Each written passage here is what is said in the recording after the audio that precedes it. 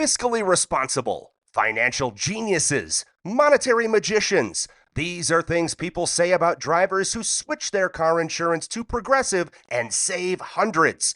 Because Progressive offers discounts for paying in full, owning a home, and more. Plus, you can count on their great customer service to help when you need it, so your dollar goes a long way. Visit Progressive.com to see if you could save on car insurance. Progressive Casualty Insurance Company and Affiliates. Potential savings will vary. Not available in all states or situations.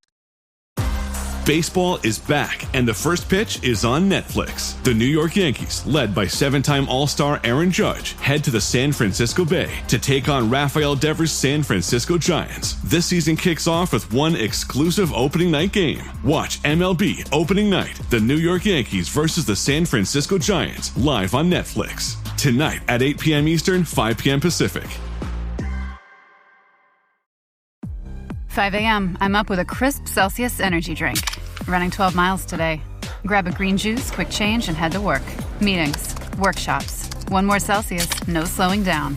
Working late, but obviously still meeting the girls for a little dancing.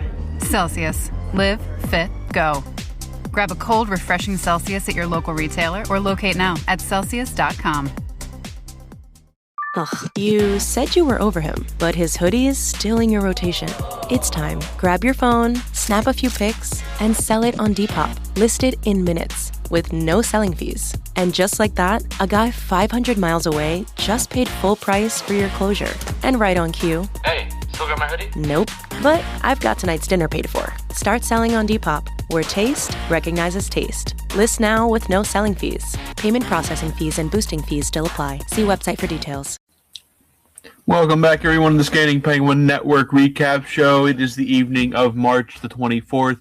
The Penguins just wrapped up a game with the Colorado Avalanche, but before we dive into that and the games from the weekend, as always, I'm joined by Snail, who is out in Seattle. And Snail, how are things out west? I know here it has been warm and cold and warm and cold. How has it been out there in the Seattle area? It's just been really wet, man. Been just kind of, even on days that it's not raining, it's just kind of soggy outside, foggy. Yeah. So, yeah, today I was pressure washing a house, and we have like nice weather coming up at the end of the week. So like today it's like pouring rain and super, super windy. So I was just up on a ladder most of the day, pressure washing in the blush cold. And you know, when it's a little bit wet already and you're going to get wet anyways, why not? Just to get out. That's what I was doing today, and that's how it is right now. But spring weather is on the horizon. It's going to be warming up a bit out here, which is I'm ready for it, man. I followed some skateboarders that are from the Pittsburgh area, and they had a post the other day, and it looked like it was a nice day out there in Pittsburgh. You guys have been having some was it like 65 or something, like 65-ish degrees maybe? Well, depending on Sunday, depending on where you were, we had like high 70s.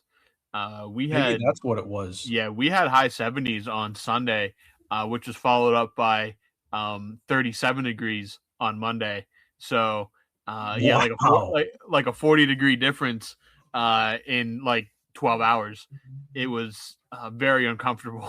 It's very tough going from high 70s to almost freezing within the span of just basically sleeping is basically all it took. But no, yeah, those whatever they were saying temperature wise was definitely true. The whole weekend was actually pretty nice temperature wise, and then some storms rolled in. It's been on the chilly side ever since as we work into the last week of March here. Yeah, the temperature fluctuations have been an absolute roller coaster. It's really hard to adjust to anything because one day it's sunny, bright, like 55, 60 degrees. The next it's like 35, 40 degrees and cloudy and just miserable. And it's really hard to get used to anything because it's just been the weather's been like throwing darts at a dartboard. You never know where you're going to land. But no, it's been crazy weather out here. Hopefully it steadies as we get into April here because the fluctuations are just really annoying because one day you can go out in shorts and next you got to wear sweats. And it's been a wild ride the last few weeks here. Well, I mean, you guys though out there, like if once you guys hit a certain month, it's like pretty hot and miserable until October, right? Yeah, if it gets to June, mid June, without it being completely miserable, I consider that a win. Mid June to roughly mid September, you can get like really humid and really hot temperatures, depending on how the weather goes. Sometimes you can get lucky, and it can go until like late June, maybe early July, but you're always going to get that string of weather where it just feels like you're wearing a water suit, where Oh God. it's just you cannot, sweat does nothing. You're just completely drenched the whole time. It's super miserable because then it's like 90 degrees on top of that. But no, this weather, it's just, it cannot decide what it wants to be whatsoever. But yeah, we will here in about 2.5, 3 months be into that, like, man, it feels like a rainforest outside kind of weather. Yeah, and that's why I feel like when I see like pictures from the summertime of like Western Pennsylvania, like Yeah. it's very lush. Like there's a lot of green and like I mean that's that Appalachia like it's like, I have actually been watching this TV show. I don't know if you're familiar with it, but it's called Suddenly Amish. I've never heard of the TV show, but I can only imagine what is on that TV show. So it's like these like, six people that are, young people, ranging from probably like 25 to, well, one of them's a little older, but I'd say like 25 to 40. Okay. And they claim that they, want to get a taste of the Amish life. And it takes place clearly during summertime. Oh, maybe like I cannot imagine. Maybe like August, September, because I think some activities going on are kind of that late summer harvest type of activities. But like they don't the Amish country is in Pennsylvania, isn't it?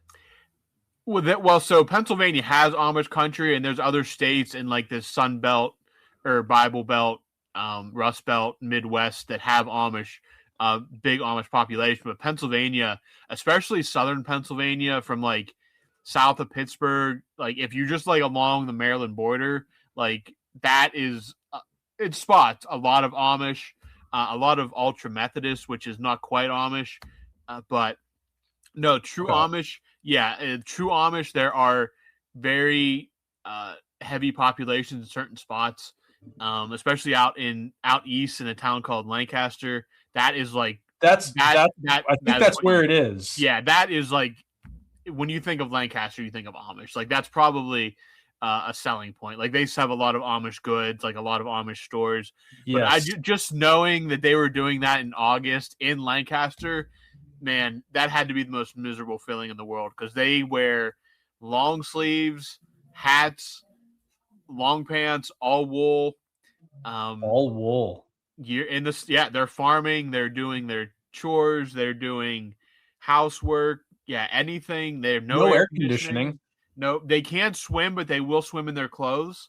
They're normal get up. So because they don't want to show skin. Yeah, it's their belief, and they will swim in ponds or rivers nearby. That's completely allowed, but they will do so in full get up, maybe take their hat off, and I think they take their shoes off and stuff like that. But you'd hope so. No, have you been to Amish country and land? Is that like a tourist spot? I mean they sell like you can get Amish goods. Amish furniture is very popular. Very well made, I've heard. Very good craftsmanship. Yeah, it's very good craftsmanship. But like their farms, they sell that at farmers markets. Like you can, or at their house, they will have stores at their house. It's cash only, or they will give their goods to a store where you can purchase them, and then the transaction goes through. Right. They gotta make money somehow. Yeah, it's very like the farming is their way of life. That is very, but again, a lot of them also do craftsman work. They are carpenters. They will build houses. They will build barns. They will build sheds, garages for people.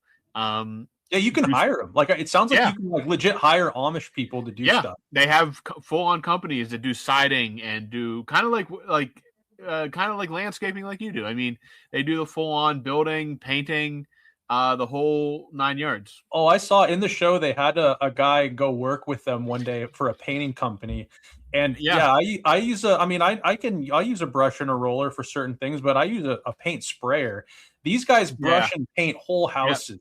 Every piece of siding with a normal paintbrush. And if you're talking about, Lancaster, whatever, Eastern Pennsylvania in, early September with a paintbrush and wool suspenders on, that sounds awful. Yeah. That would build character, man. Because they can't use like an air compressor to use a paint sprayer. So they would have to do it all by roller, hand, brush, whatever. Yeah, whatever would work. But anyways, I saw that show, and while we're on the topic, I wanted to bring it up quick, just because I've been watching that show. It's a hilarious show. If you want some, I cannot imagine. If you want entertainment that you don't really have to get too invested in, I'd recommend it because it is hilarious. Like the first day, people are crying, like they're literally. Oh yeah, that does not surprise me. Nope, it is not. It would not be an easy life. No, there's this one lady who literally was like a poser. Like sort of like a poser Amish, like she wears Amish clothing and kind of quasi lives by their ideals at in her own like house. But then she moves there and she got ridiculed immediately. They were like, I don't think you have any idea what it takes. And it's kind of funny in these communities, like you can't use electricity, but there's like the youth are sneaking cell phones and stuff into these Amish communities. There's a lot of stories that you can hit. It's from what I understand, a lot of it's true. It's definitely not all sunshine and rainbows. They go through their own troubles as well. But no, I live outside of Amish country, but I don't have to go far to be in an Amish community, I guess, where there are more populous Amish, not like strictly an Amish community. But yeah, it's here. Like you might see a horse and buggy. Oh yeah, I wouldn't have to go far to see that. Really? Nope. I've never seen a horse and buggy in real life in my life. That would be so because they ride on the road, wooden wheels and everything. Yep. Well, anyways, as much as I want to talk about Amish country and just general not Pittsburgh, but Pennsylvania kind of life, the Penguins did play a hockey game today. In case you missed it. They did, and they played the Colorado Avalanche, a team that they just beat up 7-2 8 days ago. This time, the Colorado Avalanche came to Pittsburgh and certainly flipped the script in this one. They beat up the Penguins 6-2. They look like the best team in hockey in this one. This is coming off Sunday's loss against Carolina. This is the first time the Penguins have lost consecutive regulation games since the 3rd and 5th of March. So it's been almost 3 whole weeks. So that is at least a little bit of a positive there. But the Penguins in this one, they actually didn't play too bad in the first period. They give up an early goal. I think it has to be said, Artur Shilovs was not good in this hockey game by any stretch of the imagination. We'll talk more about that in a bit. But they do get a 1-1. They do bring it level 1-1. Igor Chinnikov continues to just light the lamp every time he's on the ice. I mean, he's just, again, we'll sing his praises more as we go along, but he just keeps doing what he's been doing. Chris Letang gets assist or point number 800, I should say. And things are actually looking pretty good at this point. And then the last 5 minutes of the first period happened. The Colorado Avalanche scored 3 goals in under 2 minutes. It's 4-1. And the first period, really, the Penguins had opportunities. They were right there. But Colorado, Shilovs, and we'll start there, I mean, just could not stop anything tonight. And no matter how good you play, if you're letting in 4 goals in a period, it's going to be really tough, especially against a team like Colorado. And the Penguins got behind that 8 ball and just could never fight their way out. No, and I feel like there's almost been a hesitancy tonight to and I heard it in the announcers and even in my own head, you don't want to criticize Shilovs because he's been, I feel like he's emerged as kind of the 1A for this team. I don't think that's too much of a hot take. Wouldn't you agree, Robbie? Like he's kind of been maybe it's more recency bias, but it feels like he's sort of been the guy that's put together the most consistent performances over the last, few months. So it was tough at times to be critical of him, but is it a chicken or the egg thing too with like the defense? I mean, there weren't too many isolated incidents, I would say. Like, it wasn't like, I thought Letang was, congrats to him for 800, whatever. That's great. But, yeah, usually I'm hard on him. I feel like I've had the ISO cam on him recently and didn't really see anything too egregious. But, sometimes I think that pairing Letang and Gerard, kind of two puck moving guys, both not really known for their physicality and defense. They can, they've got holes in them. Carlson, I thought was, trying as he may. He was kind of quiet tonight. Yeah. Dude, I was thinking about it. They're really missing Ryan Shea. Yeah, you kind of saw that on Sunday when Ryan Graves within 30 seconds took a penalty. Carolina scored, and that game did that just not give him a one-way ticket back to Wilkes-Barre? At least back to the press box, because Ryan Shea was back in the lineup tonight with a full face, with a full cage on. Yeah, but yeah, that was.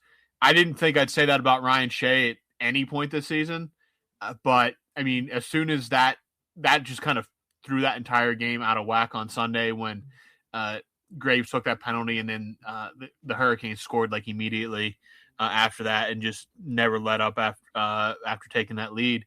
But yeah, Ryan Shea comes back tonight, and yeah, I mean, he's got to be hurt. Who's that? Shea. Yeah, I mean, he's wearing a full face cage. I mean, I don't know. He took an elbow up high, left what I think that was the game against Winnipeg. Mm-hmm. Left that game early. He went right down the tunnel with a trainer. I was hoping it wasn't concussion. So who knows if there's some kind of jaw injury, maybe dislocation. That's what I'm worried about. If it's jaw, you can play, but yeah, but if it's a broken jaw, you're at least out for a little bit. So maybe it's some kind of dislocation or badly bruised or something like fracture, that. Maybe. Yeah, maybe something above the jaw, even that we didn't. Something in the mouth area that we don't fully know about. But I think it was rolled an upper body injury, which I mean, obviously they're not going to tell you exactly so what annoying. it is. Sometimes it's upper. Yeah, they can't give you one little inkling. Yeah, but I mean, Shea back in the lineup tonight helps, but it just issues compound, and like when your goalie's not playing well, yeah, it's not all on him. But I will say that tonight, Scott Wedgwood, he made pretty much every big save that he needed to make, and Shelovs couldn't come up with one. A massive difference in this game. If you just get one of those 3 goals, it's just one of those is saved. 3-1 at the end of one is a lot better than 4-1, especially against a team like Colorado. But they kept fighting. I mean, they kept battling. And once again, the Penguins are on the wrong end of a goaltender interference challenge. They appear to make it 4-2. I can't remember who was originally credited with the goal, but it was 4-2. And then Colorado throws out the challenge for goaltender interference. Brazeau was near the goaltender. I think Wedgwood did a lot of selling on this. And once again, the Penguins are basically on the losing end of a goalie challenge, whether it is them doing the challenging or the challenge being on a goal they scored. It feels like they can't get any breaks here. There was some discussion at the GM meetings last week. It seemed to get a little testy between the head brass of the NHL and some of the general managers on more than just goaltender interference, but that was one of the topics. Suspensions were another one, but they lose that challenge, and that kind of felt like, man, if they could have got that goal, I think that changes momentum significantly. But when that was taken off the board, it kind of just felt like that was it for this one. Colorado eventually makes it 5-1 at the end of the second period. The Penguins get one back in the latter half of the third. Ricard Raquel gets his 15th, Crosby and Rust on the assist. Brian Rust is now up to 8 straight games with a point. I believe that is now a career high for him. Another great season from Rusty, obviously, as he's pushing towards 60 points. this year. Crosby continues to get on the score sheet in his return from injury. But the Penguins, they've lost 2 in a row. Good news tonight that Boston and the Islanders both lost in regulation. So nothing too damaging, still in a playoff position. The Columbus Blue Jackets did win. So for now, they will jump into second place in the Metro Division. The Islanders seem to be the team that has blinked first here. But for the Penguins, I think you just wash it away and get ready for Thursday night. You got nothing else to do, man. Like, I don't think it's a knee-jerk reaction. I did have a question for you quickly before we get into that. I want to talk more about that. But what's Malkin's deal? What was he? Upper body, they said. Somebody said he took a shot off the hand against Carolina. I saw that. Yeah. Obviously not great. He's been back for a week after being suspended.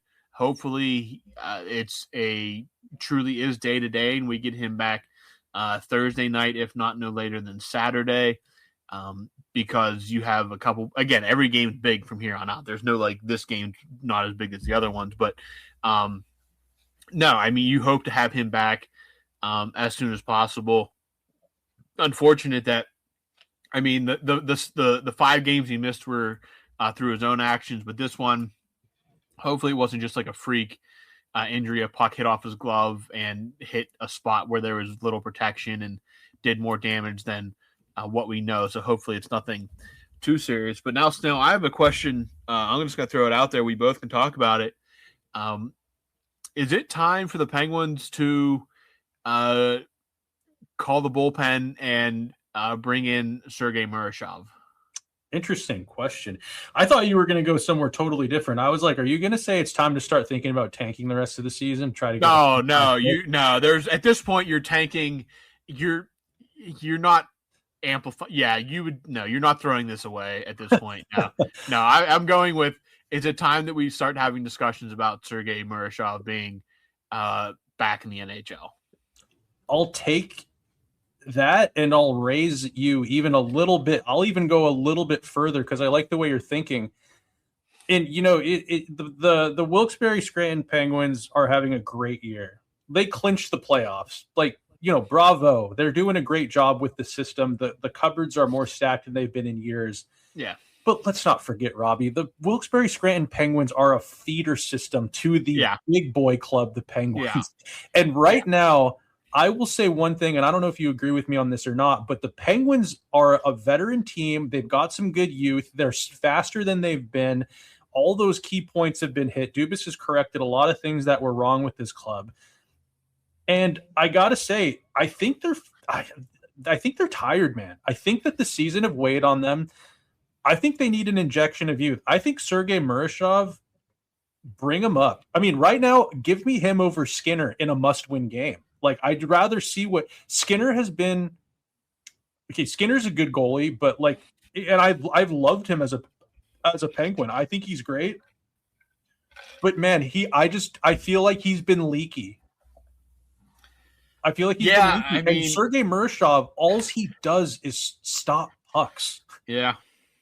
What if we got a little 3-pack of Murashov, Avery Hayes, and I give Rutger McGroarty might be due for another stint in the bigs. Yeah, I don't know, man. Give me I saw Hollander was recalled from a conditioning stint in the AHL. Is that it? Did you hear that too, or is that do my eyes deceive me? I think he's on the NHL roster. He's on the NHL roster. So he was on IR and then had a conditioning stint. I like the McGroarty idea. I thought that as well over Koivunen right now. I'd love to see Rutger. It seems kind of the kind of hockey he'd love to play. I'd love to get Rutger up here for these games. But Murashov, what if Shilov just needs a break? Like, he's never played this many games in a season at this level. Like, he has got to be. Skinner's played late into the summer, basically, for 2 years in a row. Yeah, I mean, Skinner's played more games than about any goalie the last 3 seasons. I think that get I mean, that's what the kid's here for, like, right? That's why, like, the promise is he's your future. Like, the future is now. I mean, I don't think the issue is Wilkes-Barre by any means, because they still have Joe Blomqvist, who's been plenty fine. They just signed that Daigle kid too. Yeah, he'll be. I think he will be able to get some AHL games unless they send him to the ECHL. I don't know how it all works exactly. And they've got Taylor Gauthier, don't they? Yeah, they have Taylor Gauthier somewhere in the system as well. I mean, they have bodies. Like, you wouldn't be leaving Wilkes-Barre on an island with no goaltender. The most important thing right now is the NHL team. It's always going to be the NHL team. Yeah. Let's not lose sight of the plot here. I think you got to go and empty the clip on this season. And that if that means Sergei Murashov, that means Sergei Murashov. I think we're going means Sergei Murashov going full Nedeljkovic from 2 years ago. Oh gosh, he's playing every game from like 12 games in a row until he's basically just he's a corpse out there. Oh man, that's going to be an all-time just moment, because like he was playing literally just every night. Like, and then the meaningless last game. And the meaningless last game where they easily could have put Tristan Jarry in, but we're like, Ned, you got one more in the tank for us here. But no, I think that, no, I mean, the goaltending right now has not been great. I think you just shake it up a little bit. Get Murashov up here. You don't have any back-to-backs until next week. You can give Skinner a game, give Murashov a game, and just get Shilov's a break, man. That dude's got to be just battling a fatigue at this point. And don't forget the other night, he looked like he hurt himself in the crease. I don't remember. God, who would it have been against? Would it have been against? How long ago did they play the Mammoth? That would be 10 days ago. Okay, that's way too long ago. Who did they play like 2 games ago? Winnipeg. Yeah, it was Winnipeg. I think it was Winnipeg. Did Shilovs play in that game? I just remember, I think it was Hellebuck at the other end. It was right before, because that game went to shootout, didn't it? Yeah. Okay, so it was that game. And Shilovs, I believe, he looked like he tweaked something. He stayed down in the crease a little bit. I think it was right before it went to overtime. Maybe it wasn't overtime when it was back and forth. Either way, I saw him kind of, laboring a little bit. He could use probably a little bit of a rest, but after a game like tonight, I would argue, Robbie, that you let the player kind of with his finger on the pulse right now just keep having the net. But it's been a condensed season. It's a condensed schedule for the majority of the season. And I think you've got a Corvette in the garage right now in Murashov. I think you're totally right. Like, get that thing out of the garage and put the top down and get it out of the cul-de-sac. Take it down I-5 or whatever freeway you guys have over there in Western PA, or the Turnpike or whatever you guys have. Yeah, why not? And dude, I love Koivunen. Like, I think Koivunen does possess some great skill, but I'm a little. I think he needs to put on like 80 pounds for me to feel really comfortable with him out there. I can see I think he's got he's got smarts, he's got hockey IQ, and he's got some slick hands. Yeah. I just think he's a little bit easy knocked off the puck. Yeah. I think a guy like Avery Hayes and Rutger McGroarty, I think he needs another shot too. I think some of these vets could use a little. It's not like everyone's underperforming right now. It's not like a permanent thing, but I don't know who you sit. I mean, Soderblom has been great. I think he looks pretty good out there on that fourth line. Just Mantha's been on. He's kind of streaky, but he's had a great season. I don't think you'd sit him.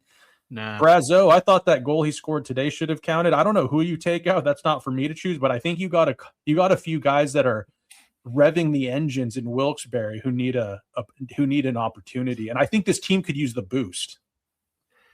Yeah, I think Mantha is a mainstay. Like, he's eventually going to get like that groove's going to come back again. When you're a guy like that, you're going to be a streaky goal scorer. You're not going to score at that pace. Okay, we remember James Neal.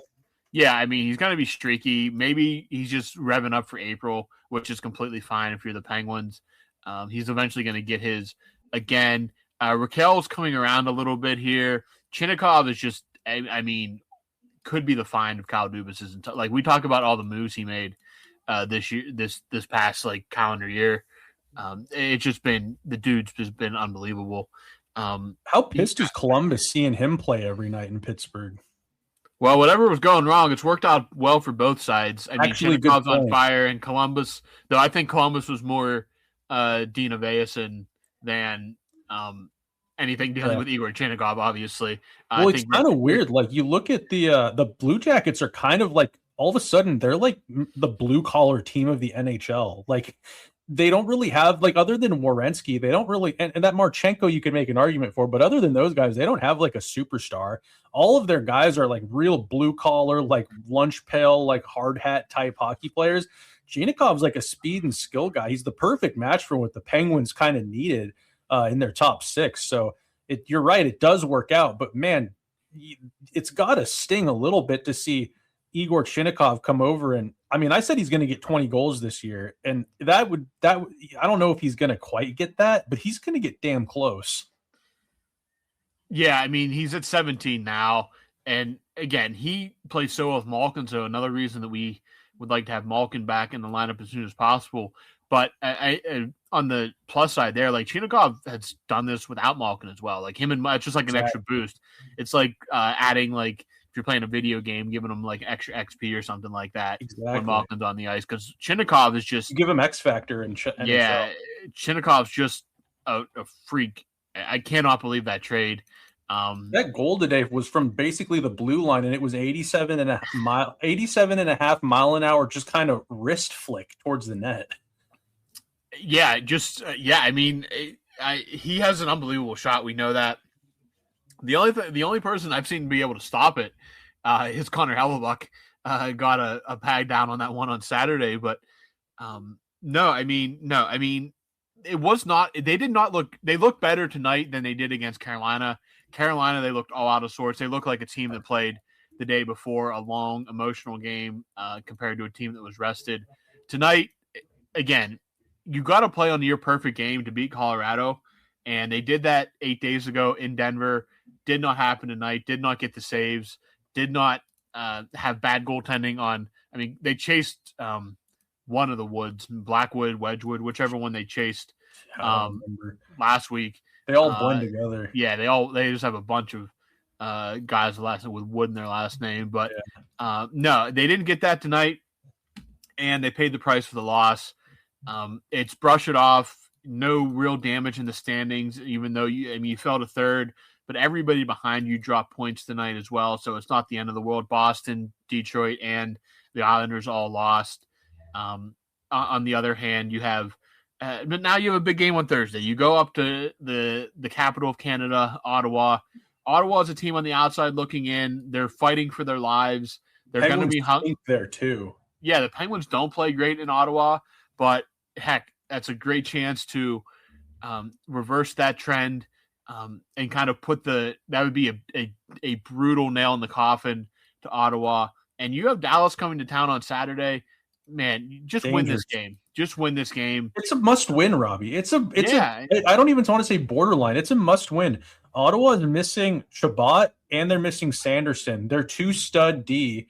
They're two. They're missing. I think they're missing 4 starting defensemen. Because there was a joke that they played in New York on Monday night. They were the only game against the Rangers, and the Rangers managed like 12 shots against the Senators, who were missing 4 defensemen. Rangers managed 4 shots? 4 shots through 2 periods, I believe. They stink. Yeah, and they had the Senators are missing. I think they were missing 3 defenders coming into the game, and a 4th went down in the game. The Penguins you got to take advantage of that.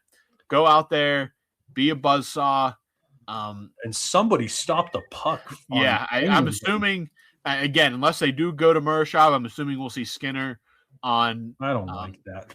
That's what it's going to be. I know that it's like the starting rotation. It's his turn, but yeah, but just right now, I'm sorry, but Skinner just like, dude, sometimes he just looks a little slow at reaction time in the net. Like, he's not that great at going post to post. Like, he's a little clunky. Shelovs is far more athletic.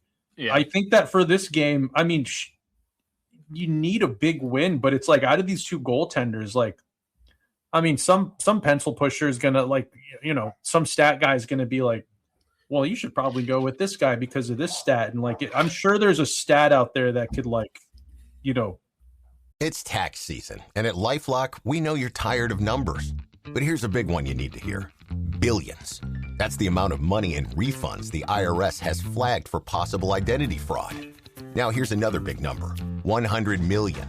That's how many data points LifeLock monitors every second. If your identity is stolen, we'll fix it guaranteed. One last big number. Save up to 40% your first year. Visit LifeLock.com/podcast for the threats you can't control. Terms apply. Protein is now at Starbucks, and it's never tasted so good. You can add protein cold foam to your favorite drink or try one of our new protein lattes or matcha. Try it today at Starbucks. They say you should learn something new every day. Like how you should only drink Jägermeister at 0 degrees Fahrenheit, ice cold. Like those frozen cavemen they find, which makes you wonder, what would a caveman think of Jägermeister? Well, if you served it warm, he'd probably throw it in your face, say, "Unga boonga," and storm off. And nobody wants that. So drink it cold or not at all. Jägermeister. Damn, that's cold. Drink responsibly. Jägermeister liqueur, 35% alcohol by volume. Imported by Mast Jägermeister, U.S., White Plains, New York. Spring is here, and the shopping list is long. Time to make a Lowe's run. Buy 3 bags, get 3 free of Stay Green 1 cubic foot garden soil. Plus, right now, members can earn 4 times the points on an eligible purchase. Start spring off strong with these deals and more. Our best lineup is here at Lowe's. Valid through 3/25 while supplies last. Soil offer excludes Alaska and Hawaii. Loyalty program subject to terms and conditions. See Lowe's.com/terms for details. Subject to change. Point boosters subject to exclusions and more terms apply. One-time only offer. Give you reason to. My point is just I'd go with I'd give Murashov a call. Yeah, I go with that. And how long are we without Blake Lizotte? Probably a month. Another 3 weeks, probably at this point. Oh my god! I mean, is this more not like we talked about this earlier in here, Robbie? Is he the? Forget Sidney Crosby. Is he the heartbeat of this team? I mean, when he went out in. What month was that? Was that like December? Yeah, when he went out in December, they lost they could not. Game. That's when they were blowing all those leads, and they could not win a game to save their life. Look where we're at. Again, I don't want to say that a fourth liner is the glue, but man, it can't be coincidental that when he goes out of the lineup, things start to get a little shaky. I don't know, man. I think I'm starting to believe that like Blake Lizotte actually is that Dubas's big, like, is he the secret to the Penguins? Sid just wears the C as like a distraction, but really it's Blake Lizotte. Could very well be. We'll have to see, man, because if the Penguins lose, if they don't make the playoffs and he's gone for a month and it goes to shit over the next 3 weeks, I'd have to say that it's because Blake Lizotte wasn't in the lineup. Man, that would be devastating. Having your season determined on a fourth line guy not being in the lineup, but I guess we will find out. But he might be the secret sauce or the straw that stirs the drink, as they say. Could be that as well. But yeah, man, I don't know. I'm with you. Like, I think I was thinking it tonight, but I wasn't thinking goaltender. I like your line of thinking, but it seems like this team needs an injection of some sort. You know, they didn't have a big deadline. They got Soderblom, who I think has been actually pretty great. He's a great bottom six utility type guy. Losing Malkin really hurts, man. Like, that guy has been on fire all year. And you talk about just a big piece of this team he's always been important. Yeah. I'm not trying to say this is something new, but this year it has been. I mean, he's had to burn his saddle all season, and when he goes down, man, it really slims out the offense. The offense gets slim in the lineup, so it does very quickly. I think an injection of youth could be really helpful, and it's not like they don't have it. Like, I don't know. Like I said, Wilkes-Barre already clinched a playoff spot, man. Just, let's do a quick little swap. Send Graves back down. Or I think he should probably stay until they can find some sort of trade for the guy. And then I don't know. It's Dubas's job to balance the books, but they could use it, I think.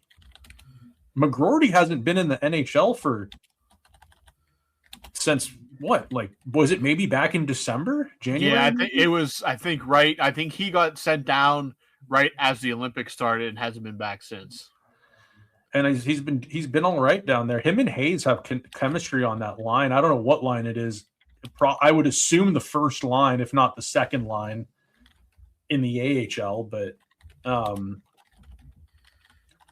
definitely something to think about, I think. Yeah. And I wouldn't be shocked because we have it's Tuesday night right now. We got Wednesday, and then they're going to Ottawa. They're back on the road. I mean, just pick them up on the way there. Fly direct. Don't fly direct. Make a quick pit stop. Yeah. Would you have to fly to Wilkes-Barre from Pittsburgh? I don't know if there's an easy flight. I mean, I'm sure you could take a private jet. I don't know what the Penguins do. Exactly. Is it just too close? For a private charter, no. You probably could make the flight. It'd probably just be a flight, but I mean, I think they usually drive. Oh, yeah. It's not. It's just. It's not that far, is it? Like it's just. No, it's probably 4 or 5 hours. All right. Well, I guess we'll see. I'm still waiting for. I need to get. They haven't given us Dubas's email yet, Robbie, which is I'm surprised about. They haven't given us his contact yet, but one of these days it's going to hit the inbox, and I'll be able to ask these questions to him myself. Yeah, absolutely. But other than that, man, I don't know. Kind of a bummer game, I will say, and they kept saying it on the broadcast, and I hate to agree with them, but because it's kind of a loser comment, honestly. You only find yourself saying this when you've been absolutely mollywopped, but it was a better game than, I mean, the score didn't indicate, I think, at times, like the way the Penguins played. I thought that whatever, I think his Wedgwood was in net. That guy was a brick wall tonight, dude. Yeah, he was good. The Penguins got chances. He was just on top of it. So, they got a couple goals taken off, whatever. They had a goal taken off. It is what it is. That's another thing. I mean, I'm still waiting for us to give us Bettman's email too, so I can ask him, what does this rule actually mean? Yeah. Is there something I'm not understanding when it comes to this goalie interference rule? But maybe they'll give it to us this year. Maybe this summer we can get in contact and have some answers. Yeah, I think everybody wants those answers, and maybe we'll find out something this week or this offseason, because it's ridiculous. The way that the goaltender interference is officiated. It can't be on the whim of whatever ref or whoever's in the booth in Toronto. You can't just constantly it can't be decided by that constantly. There's no consistency, and I don't mind. I can't blame coaches and players and teams for being frustrated, because there's no way to play a hockey game, and it's going to have real impacts on a very tight playoff race. So it's very frustrating. And hopefully we have some kind of answer at some point this offseason, some kind of consistency or some kind of actual guidelines as to what goalie interference is, because it changes on a night-to-night basis. It's ridiculous. I know. I mean, I don't have all the answers for it, Robbie, but can we just do foot in the crease almost type rule? Like if there's a foot in the crease, is that yeah, I mean, it's a good place to start, I think. I mean, that at least draws a clear boundary of where contact can and cannot happen. I think that's a good start. But because you can't really debate whether or not the foot's in the crease. It either is or it isn't. And goaltenders can't be coming out goaltenders can't. No, if you come out and any part of your skates are on the white, in my opinion, not saying you're free game, like a guy can't turn around and just knock you over. No, they can't become all the same. You have to be ready for contact. Ready for contact. Yeah, you can't, if a guy backs into you and you're in the white. Listen, that's free game. To me. Now, if you're in the blue and he backs into you and interferes, completely different story. If he would purposely use his stick to knock you over or something like that, that's pretty obvious to tell. Sure. But the crease is there for a reason. You can't just start giving them space in the white, because then you're taking away from where a player, like if that is the blue, it has to be your border. That is there for a reason. If they're making contact in the blue, and be more, it's obvious when a guy knocks a defender into a goalie too. Like let's be real. We've seen stuff where they say that incidental contact. No, it's very clear. Saturday against Winnipeg, Erik Karlsson was thrown into that was Shilov's on Saturday, quite clearly knocking him fully out of position, and the goal was still allowed to stand. How that happens, I don't know, because I've seen calls where a guy is thrown into a goaltender and it's immediately waved off. So no, I mean, if you're pushing defenders into goalies, that has to be a red flag. That goal should not count. There just has to be some hard and fast guidelines, and starting with the crease. Like you're in the blue. If let's say Justin Brazeau is in the blue hitting the goaltender, hey, that's goaltender interference. But you can't start giving goalies space in the white, or it takes away the point of the crease. You might as well just get rid of the crease then, if you can't touch a goalie at all. You're on mute. I agree, man. The defender also, like you were saying, that when the defender is close there and he's knocking people into goalies, like that has to be accounted for, I think, too. Absolutely. I don't know. It's got to get fixed, though. I think it needs to be a ball or a strike. It can't be, you can't have two incidences that are the same happening in two parts of the country and it's two different rules. Like, no, you can't, like in baseball, an out's an out. Like, I mean, you know what it is. You know what, like a fly ball is caught, that's an out. It doesn't change if it's in Seattle or if it's in Pittsburgh. Like that is the same rule across the board. In football, that's not maybe the best thing, but like a holding is a holding. Like, you know what the rules are. Exactly. Offsides is offsides. Like offsides doesn't change on a hockey rink whether it's being played in Dallas or if it's being played in Nashville or if it's being played in LA. Offsides is offsides. We got to have some kind of a hand pass is a hand pass. We know what a hand pass is. There's no, if it hits the hand and touched by, if it hits your hand and it's not in your own zone, it's next touched by your teammate, the play is blown dead. They had a high stick on, what game was that? Was that Saturday against Winnipeg? Was that Winnipeg too? Yeah, high stick. It barely fluttered off of the tip of that stick. Hey, high stick's a high stick. High stick's a high stick. Yeah, if it hits the stick above the crossbar, that is a game stoppage, as they called it. Game stoppage. But hey, goaltender interference, you can't have that much gray area on a call that important. It just can't happen. And it's not like it's this. I mean, it happens. I mean, yeah, you can have goalie interference and there not be a goal, but people are only looking to flag that when it's happening when a team scores, and the NHL values their goals so much. It's kind of mind-boggling that they haven't drawn a line in the sand because it affects the outcomes of whether it's a goal or not. And you know how the NHL is with their goal scoring. Like they want more goal scoring in the league. They've wanted it for a long time. They're getting it. Why leave this controversy that happens once a week, I'd say, every season, the whole 82 games, whether it's in the Pacific or the East, the Metro, the Central. Like, it seems that we talk about this. I would say it feels like once a week, if not once every 2 weeks, there's a goalie interference call that has people head scratching. Yeah, I mean, once a week is generous too. I think anymore, now that it's under a microscope, it's happening multiple times a week. It feels like every night there's a more than one game.